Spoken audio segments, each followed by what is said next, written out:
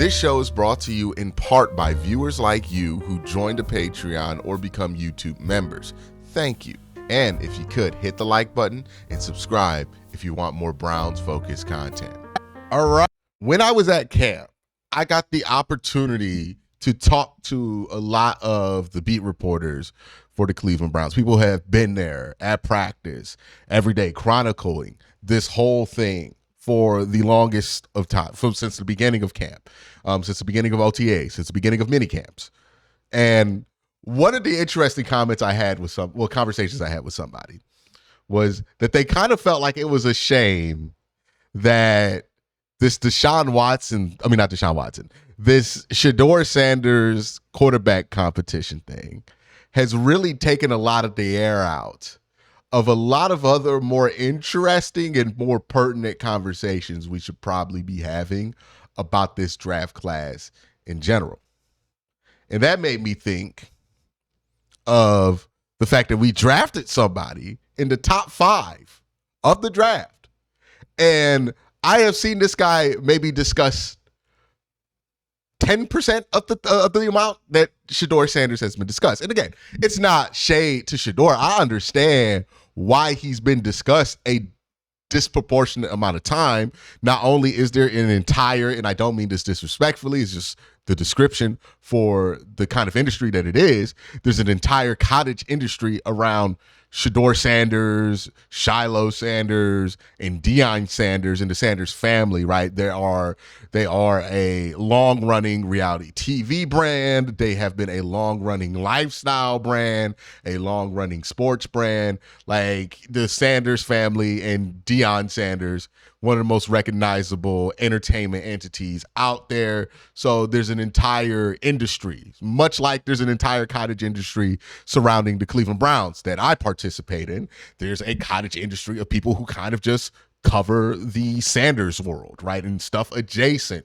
to the Sanders world. There's a Quincy carrier for the Sanders family somewhere in that bunch. So that is an entire thing, right? And not only is that a big deal, a huge thing that's going on, Shedeur being dropped in the draft and the narrative surrounding it is something that turned him into a household name to people who don't even care about football. I get texts all the time from people who have never asked me a single question about football in their life about what's going on with Shedeur Sanders. That's just the level of fame that he has. So it's not to say that I don't understand why this is the case. It's not to say that I resent that this is the case. I'm understanding of it. I accept it. I don't really feel any type of way about it.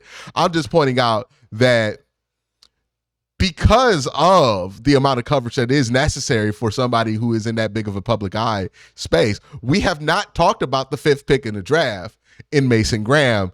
And I really think we should talk about the 5th pick in the draft, Mason Graham, because he's probably going to be more impactful from a win-loss perspective for this team in year 1 than Shedeur will. And it's likely that he will be more impactful for this team in the long run than Shedeur will, right? At the end of the day, Shedeur's a 5th-round pick. It's very possible that this is a 2-year blimp on the radar and we forget about it, or it's one of those things we talk about in a couple of years. You remember the Shedeur Sanders thing? That's a possibility, right? If that happens with Mason Graham, that's a disaster. It's not really a big deal if it happens with Shedeur because you didn't invest with it that much into Shedeur. But with Mason Graham, if you fail that, that's a disaster. So I think it's very important that we keep tabs on this situation. And the good news is, when I was at practice, man, I was impressed with Mason Graham. He looks like he's lost some weight. He looks more trimmed. He looks more athletic than, he comes off of on tape. He has a more athletic build than it comes off on camera. He's much bigger than you think he is when you see him in person. And we've seen what he's put on tape at practice so far. It's been very impressive stuff. So let's kind of just have a reminder of why it is that people view Mason Graham as such a highlight and how we should view Mason Graham as we get closer and closer to the start of the season, where the narrative surrounding Shedeur, maybe that's a big thing in the preseason, but it might be a likely fact that it's not going to be that big of a deal during the regular season if it becomes clear that Shadeur's not going to see the field until the second half of the year, which is likely. So let's hear what Todd McShay had to say about Mason Graham. There were some other people too that I want to get their opinions on Mason Graham as well. Is they move back 2 spots or 3 spots to number 5. They get Mason Graham, who's going to come in. And I absolutely love Mason Graham, his short arms and everything. I wrote the Picasso of hand violence and leverage. Watching his tape would make a grown defensive line coach teary-eyed. That good. Incredible instincts. Locates the ball.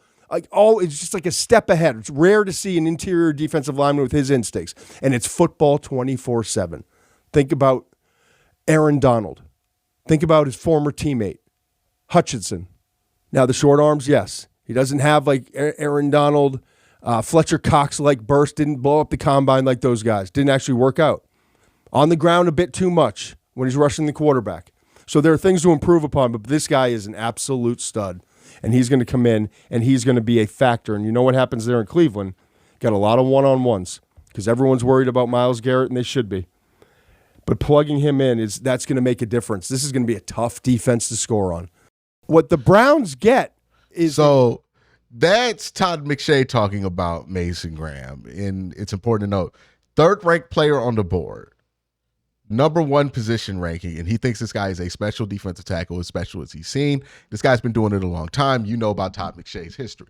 Also worth noting is if Mason Graham does live up to that, which I think one of the fortunate things about him not having as much attention, there's not a lot of hype on Mason Graham, which I think is ultimately a good thing for him in the short term. We'll see if it's a good thing in the long term because this could lead to him being underappreciated. But there's not a lot of hype on Mason Graham, which means if he does struggle early on, I think people are going to be more occupied with arguments about the quarterback position than to really focus in on Mason Graham. If he does have some struggles, which might be likely. The line is not an easy place to transition in the NFL. But he's very highly touted. I mean, the 3rd-ranked player on the board, the Browns got him with the 5th pick and an additional 1st and 2nd round pick on top of that. There's an easy pathway for the Browns to be very successful in that trade, and I get it. The Browns went from Travis Hunter, who's a player who most people can understand why he's so exciting and so fun to watch, and then they end up getting Mason Graham in some picks later, and fans are upset about that. But let's not act like it's just a bad decision because they made it. Let's give this a chance to be successful because this has a better chance to be successful than the Julio Jones trade, where the Browns traded back so far that they ended up with pick 20 or something like that. Mason Graham is still a premium prospect, still one of the best prospects that some people think they've seen at the defensive tackle position in quite some time. Somebody that people rave about. Mason Graham has really done a lot in his college career. Now, also another part of this, and I've talked about it, people don't understand defensive tackle play, and because people don't understand defensive tackle play, they act like it's not valuable, that it's easy to find. And that's not true. A great defensive tackle is not easy to find, and it's very, very valuable. It's as valuable as other positions. Just people don't understand how those positions are impactful. Is it easy to find a defensive tackle that gets you 2.5, 3 sacks? Sure. But are sacks really a stat that matters to a defensive tackle if you're really paying attention to how a lot of these defensive tackles play and what they're asked to do? No. It's not really the most important thing, right? Mason Graham is a hellraiser, and that's an invaluable trait for somebody on the line of scrimmage, and that's something that the Browns are going to value a ton here, right? If you want to know just how unusual of a prospect and how special of a prospect Mason Graham is, let's listen to Max Crosby talk about him, right? This is a all-pro, one of the best players at his position, Mason Crosby, talking about Mason Graham.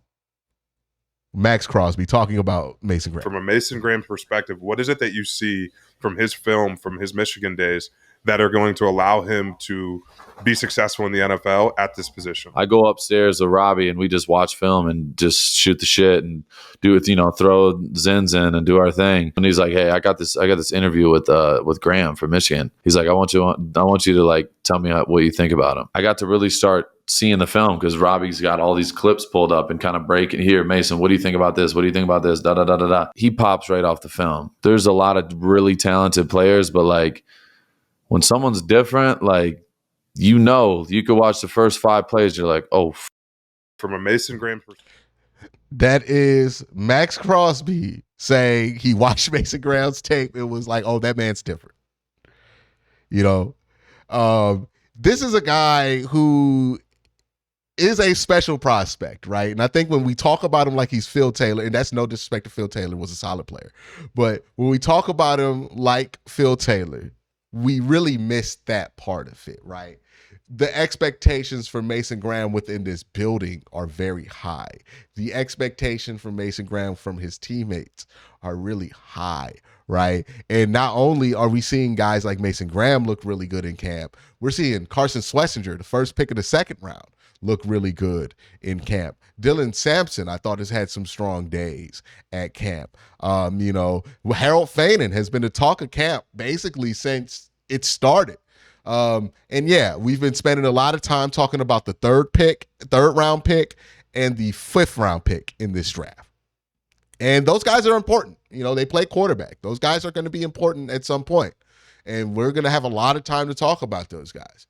But that's not going to be the bulk of this draft class. The bulk of this draft class and the heart of this draft class is going to be what they get out of Mason Graham, what they get out of Carson Schlesinger, what they get out of Quincy Junkins, what they get out of Harold Fainin, right? Like what they get out of the bulk of these guys is going to determine how we feel, especially the guys at the top.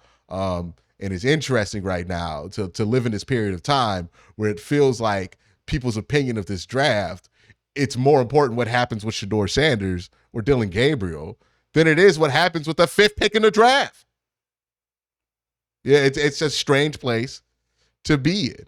But I think as the season goes on, people will be reminded that Mason Graham was the 5th pick in the draft. And not only was he the 5th pick in the draft, some people, like Todd McShay, consider him as still at number 5 in the draft. I understand it'd be a lot easier for a lot of fans to get behind Ashton Genty or somebody like that.